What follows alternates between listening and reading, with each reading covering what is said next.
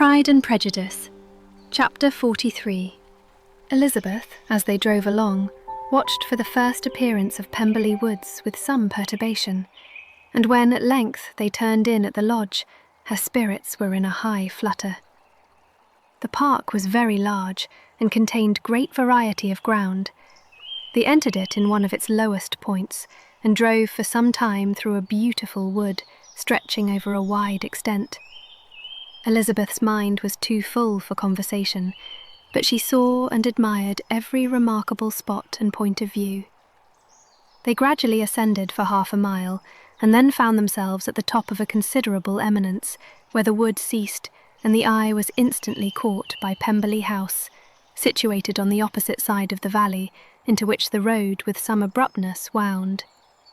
It was a large, handsome stone building, standing well on rising ground and backed by a ridge of high woody hills, and in front a stream of some natural importance was swelled into greater, but without any artificial appearance.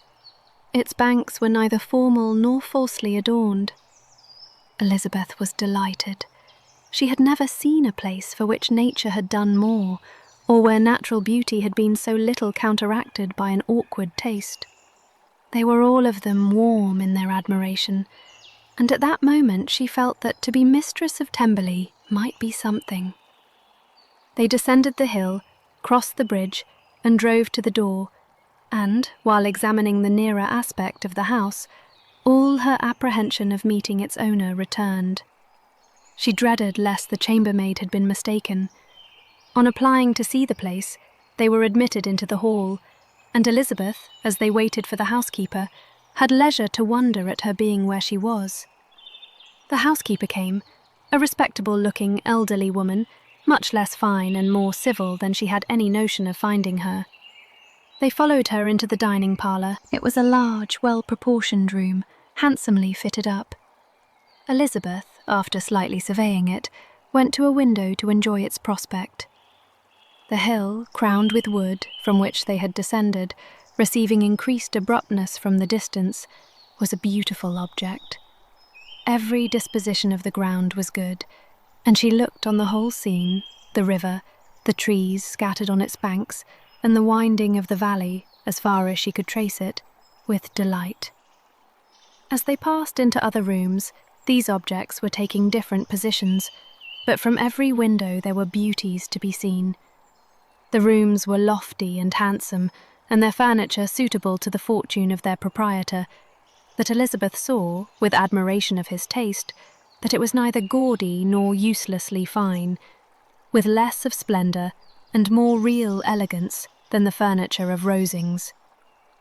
And of this place, thought she, I might have been mistress. With these rooms I might have now been familiarly acquainted. Instead of viewing them as a stranger, I might have rejoiced in them as my own, and welcomed to them as visitors my uncle and aunt. But no, recollecting herself, that could never be. My uncle and aunt would have been lost to me. I should not have been allowed to invite them. This was a lucky recollection. It saved her from something like regret. She longed to inquire of the housekeeper whether her master were really absent, but had not courage for it. At length, however, the question was asked by her uncle, and she turned away with alarm, while Mrs. Reynolds replied that he was, adding, "But we expect him tomorrow, with a large party of friends." How rejoiced was Elizabeth that their own journey had not by any circumstance been delayed a day. Her aunt now called her to look at a picture. She approached and saw the likeness of Mr. Wickham, suspended, amongst several other miniatures, over the mantelpiece. Her aunt asked her, smilingly, how she liked it. The housekeeper came forward and told them it was the picture of a young gentleman, the son of her late master's steward, who had been brought up by him at his own expense. "He is now gone into the army," she added, "but I am afraid he has turned out very wild." Mrs. Gardiner looked at her niece with a smile, but Elizabeth could not return it. "And that," said Mrs. Reynolds, pointing to another of the miniatures, "is my master, and very like him. It was drawn at the same time as the other, about 8 years ago. I have heard much of your master's fine person, said Mrs. Gardiner, looking at the picture. It is a handsome face. But Lizzie, you can tell us whether it is like or not. Mrs. Reynolds' respect for Elizabeth seemed to increase on this intimation of her knowing her master. Does that young lady know Mr. Darcy? Elizabeth coloured and said, A little. And do not you think him a very handsome gentleman, ma'am? Yes, very handsome. I am sure I know none so handsome, but in the gallery upstairs you will see a finer, larger picture of him than this. This room was my late master's favourite room, and these miniatures are just as they used to be then. He was very fond of them. This accounted to Elizabeth for Mr. Wickham's being among them. Mrs. Reynolds then directed their attention to one of Miss Darcy, drawn when she was only 8 years old. And is Miss Darcy as handsome as her brother? Said Mr. Gardiner. Oh yes, the handsomest young lady that ever was seen, and so accomplished. She plays and sings all day long. In the next room is a new instrument just come down for her, a present from my master. She comes here tomorrow with him. Mr. Gardiner, whose manners were easy and pleasant, encouraged her communicativeness by his questions and remarks. Mrs. Reynolds, either from pride or attachment, had evidently great pleasure in talking of her master and his sister. Is your master much at Pemberley in the course of the year? Not so much as I could wish, sir, but I dare say he may spend half his time here, and Miss Darcy is always down for the summer months. Except, thought Elizabeth, when she goes to Ramsgate. If your master would marry, you might see more of him. Yes, sir, but I do not know when that will be. I do not know who is good enough for him. Mr. and Mrs. Gardiner smiled. Elizabeth could not help saying, It is very much to his credit, I am sure, that you should think so. I say no more than the truth, and what everybody will say that knows him, replied the other. Elizabeth thought this was going pretty far, and she listened with increasing astonishment as the housekeeper added, I have never had a cross word from him in my life, and I have known him ever since he was 4 years old. This was praise of all others most extraordinary, most opposite to her ideas. That he was not a good-tempered man had been her firmest opinion. Her keenest attention was awakened. She longed to hear more, and was grateful to her uncle for saying, There are very few people of whom so much can be said. You are lucky in having such a master. Yes, sir, I know I am. If I were to go through the world, I could not meet with a better. But I have always observed that they who are good-natured when children are good-natured when they grow up, and he was always the sweetest-tempered, most generous-hearted boy in the world. Elizabeth almost stared at her. Can this be Mr. Darcy? Thought she. His father was an excellent man, said Mrs. Gardiner. Yes, ma'am, that he was indeed, and his son will be just like him, just as affable to the poor. Elizabeth listened, wondered, doubted, and was impatient for more. Mrs. Reynolds could interest her on no other point. She related the subjects of the pictures, the dimensions of the rooms, and the price of the furniture in vain. Mr. Gardiner, highly amused by the kind of family prejudice to which he attributed her excessive commendation of her master, soon led again to the subject, and she dwelt with energy on his many merits as they proceeded together up the great staircase. He is the best landlord and the best master, said she, that ever lived, not like the wild young men nowadays who think of nothing but themselves. There is not one of his tenants or servants but what will give him a good name. Some people call him proud, but I am sure I never saw anything of it. To my fancy, it is only because he does not rattle away like other young men. In what an amiable light does this place him, thought Elizabeth. This fine account of him, whispered her aunt as they walked, "is not quite consistent with his behaviour to our poor friend." "Perhaps we might be deceived." "That is not very likely. Our authority was too good." On reaching the spacious lobby above, they were shown into a very pretty sitting room, lately fitted up with greater elegance and lightness than the apartments below, and were informed that it was but just done to give pleasure to Miss Darcy, who had taken a liking to the room when last at Pemberley. "He is certainly a good brother," said Elizabeth as she walked towards one of the windows. Mrs. Reynolds anticipated Miss Darcy's delight when she should enter the room. "And this is always the way with him," she added. "Whatever can give his sister any pleasure is sure to be done in a moment. There is nothing he would not do for her." The picture gallery and 2 or 3 of the principal bedrooms were all that remained to be shown. In the former were many good paintings, but Elizabeth knew nothing of the art, and from such as had been already visible below, she had willingly turned to look at some drawings of Miss Darcy's in crayons, whose subjects were usually more interesting and also more intelligible. In the gallery there were many family portraits, but they could have little to fix the attention of a stranger. Elizabeth walked on in quest of the only face whose features would be known to her. At last it arrested her, and she beheld a striking resemblance of Mr. Darcy, with such a smile over the face as she remembered to have sometimes seen when he looked at her. She stood several minutes before the picture, in earnest contemplation, and returned to it again before they quitted the gallery. Mrs. Reynolds informed them that it had been taken in his father's lifetime. There was certainly at this moment, in Elizabeth's mind, a more gentle sensation towards the original than she had ever felt in the height of their acquaintance. The commendation bestowed on him by Mrs. Reynolds was of no trifling nature.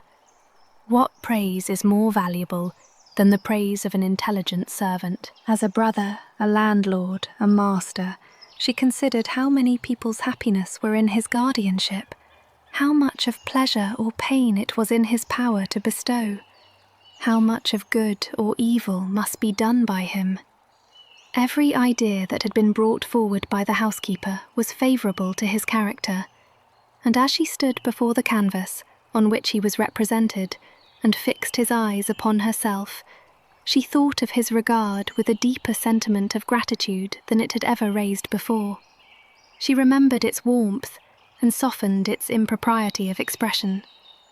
When all of the house that was open to general inspection had been seen, they returned downstairs, and, taking leave of the housekeeper, were consigned over to the gardener, who met them at the hall door. As they walked across the lawn towards the river, Elizabeth turned back to look again. Her uncle and aunt stopped also, and while the former was conjecturing as to the date of the building, the owner of it himself suddenly came forward from the road which led behind it to the stables.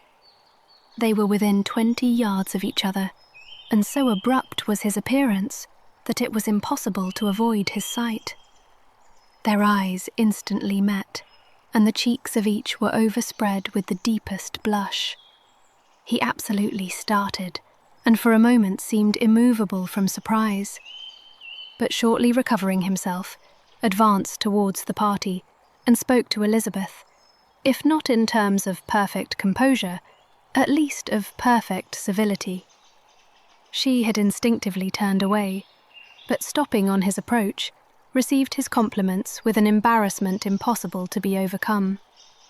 Had his first appearance, or his resemblance to the picture they had just been examining, been insufficient to assure the other two that they now saw Mr. Darcy, the gardener's expression of surprise, on beholding his master, must immediately have told it.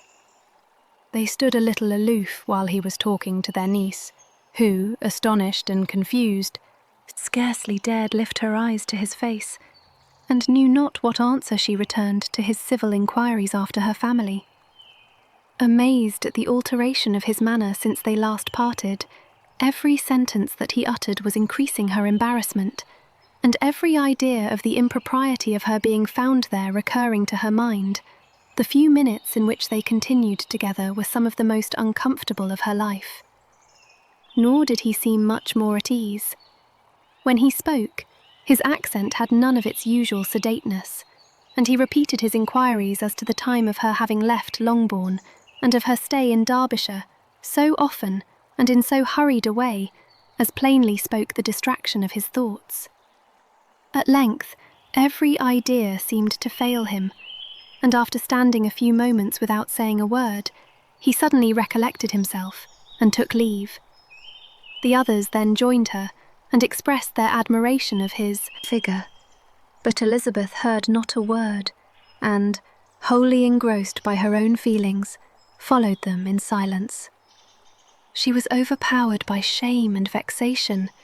Her coming there was the most unfortunate, the most ill-judged thing in the world. How strange must it appear to him! In what a disgraceful light might it not strike so vain a man! It might seem as if she had purposely thrown herself in his way again. Oh, why did she come? Or, why did he thus come a day before he was expected? Had they been only 10 minutes sooner, they should have been beyond the reach of his discrimination, for it was plain that he was that moment arrived, that moment alighted from his horse or his carriage. She blushed again and again over the perverseness of the meeting, and his behaviour, so strikingly altered. What could it mean? That he should even speak to her was amazing, but to speak with such civility, to inquire after her family. Never in her life had she seen his manners so little dignified, never had he spoken with such gentleness as on this unexpected meeting. What a contrast did it offer to his last address in Rosings Park, when he put his letter into her hand. She knew not what to think, or how to account for it. They had now entered a beautiful walk by the side of the water, and every step was bringing forward a nobler fall of ground, or a finer reach of the woods to which they were approaching. But it was some time before Elizabeth was sensible of any of it, and, though she answered mechanically to the repeated appeals of her uncle and aunt, and seemed to direct her eyes to such objects as they pointed out, she distinguished no part of the scene. Her thoughts were all fixed on that one spot of Pemberley House, whichever it might be, where Mr. Darcy then was.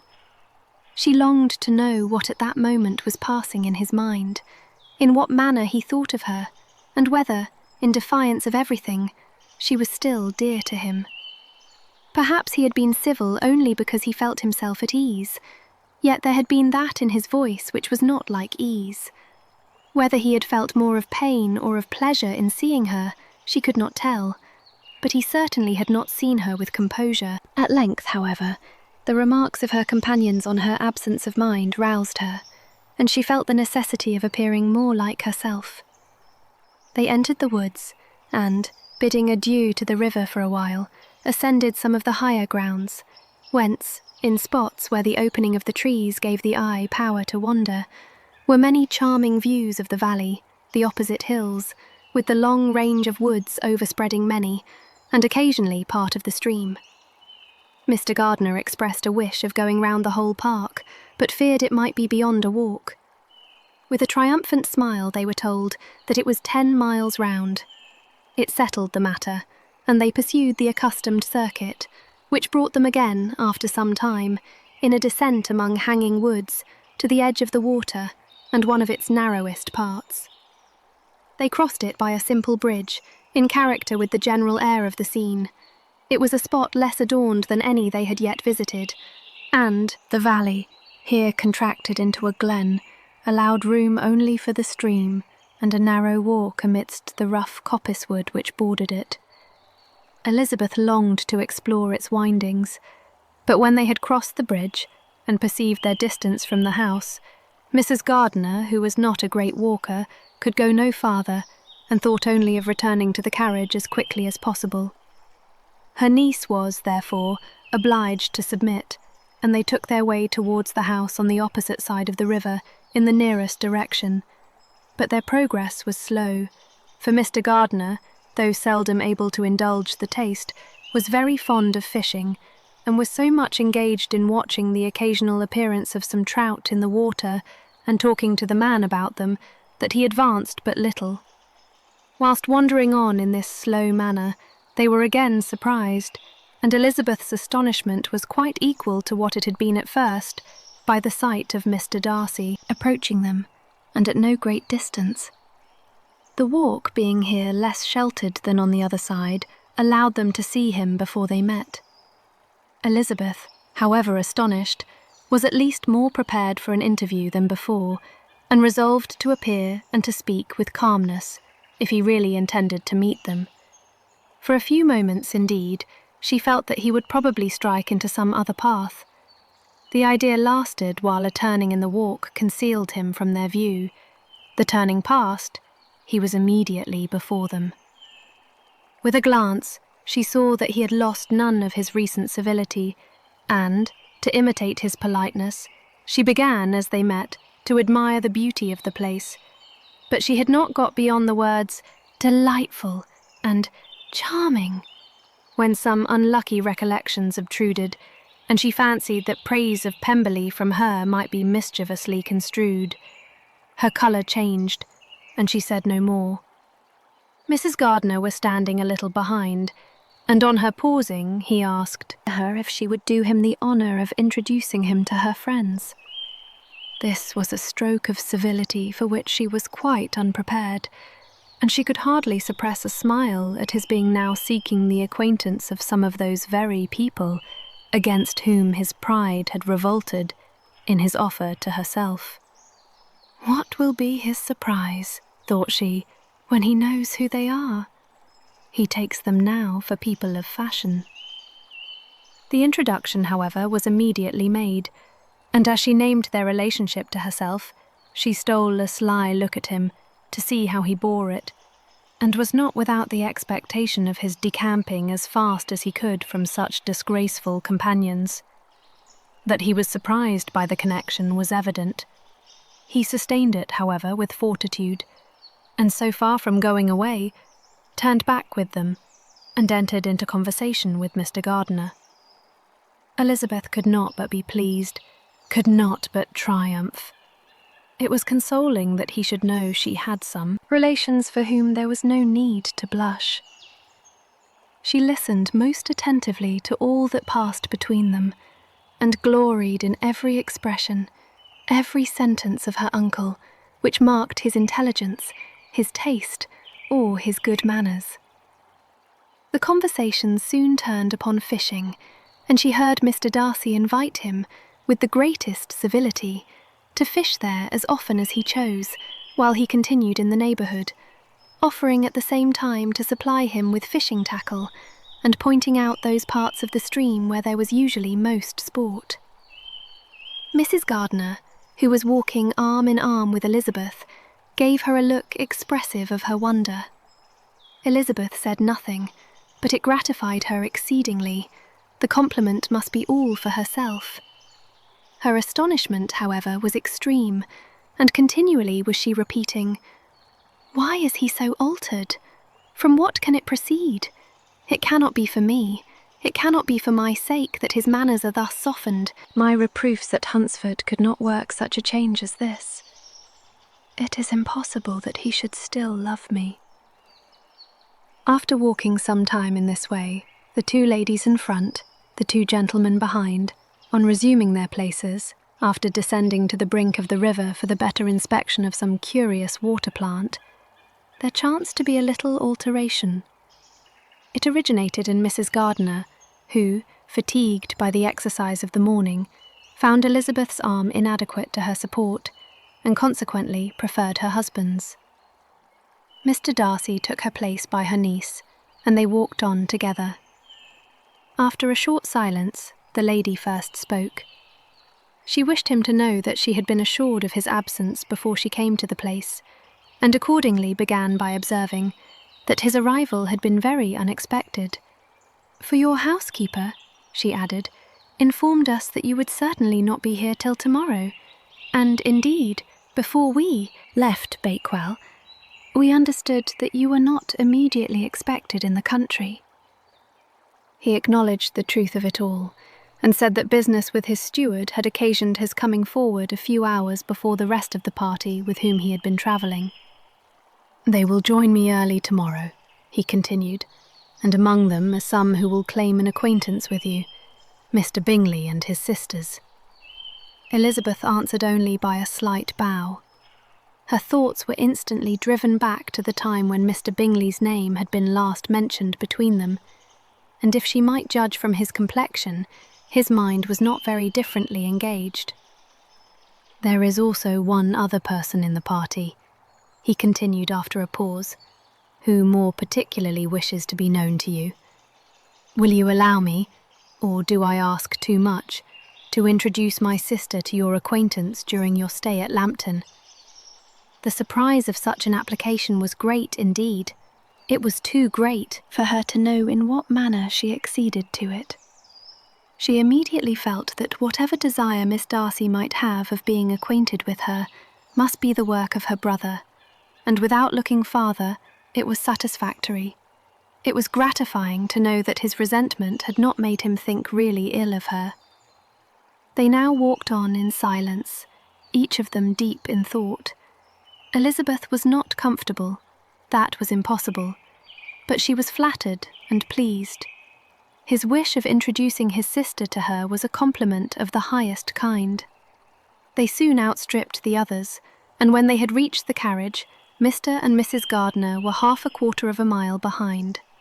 He then asked her to walk into the house, but she declared herself not tired, and they stood together on the lawn. At such a time much might have been said, and silence was very awkward.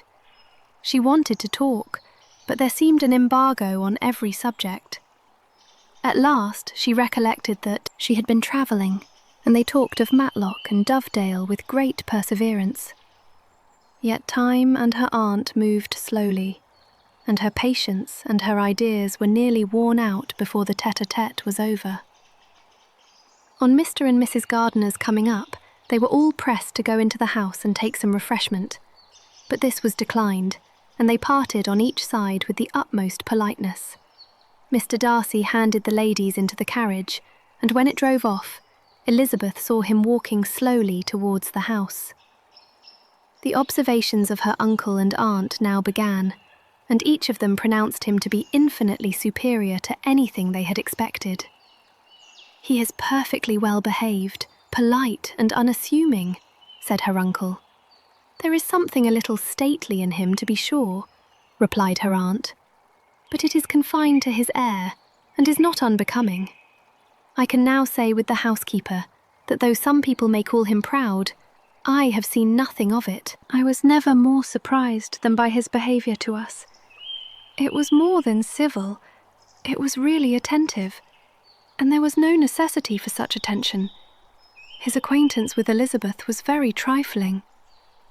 "To be sure, Lizzie," said her aunt, "he is not so handsome as Wickham, or rather he has not Wickham's countenance, for his features are perfectly good.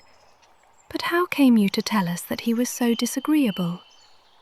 Elizabeth excused herself as well as she could, said that she had liked him better when they met in Kent than before, and that she had never seen him so pleasant as this morning.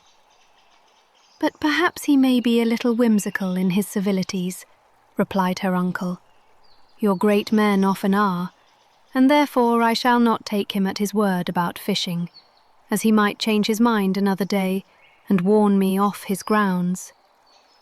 Elizabeth felt that they had entirely mistaken his character, but said nothing.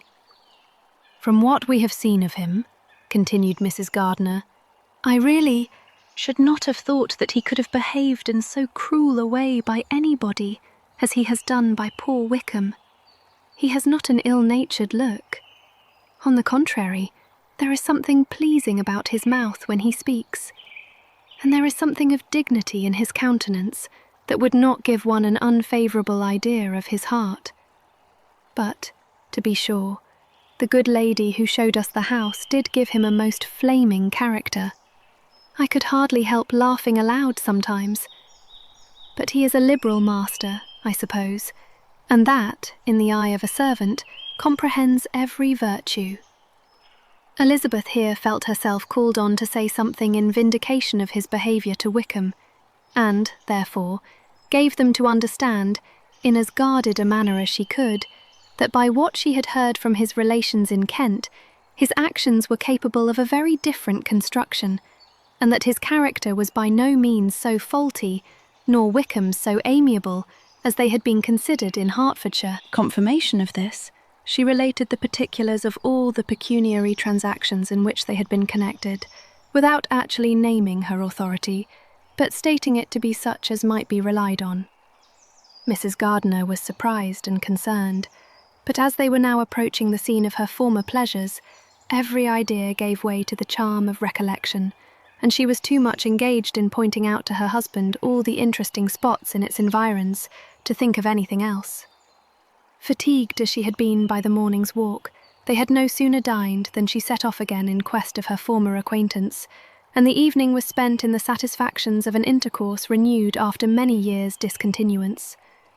The occurrences of the day were too full of interest to leave Elizabeth much attention for any of these new friends, and she could do nothing but think, and think with wonder, of Mr. Darcy's civility, and, above all, of his wishing her to be acquainted with his sister. Hi, Kate here. What was your favourite part from this chapter? Leave us a comment below. If you liked this video, feel free to like and subscribe to my channel.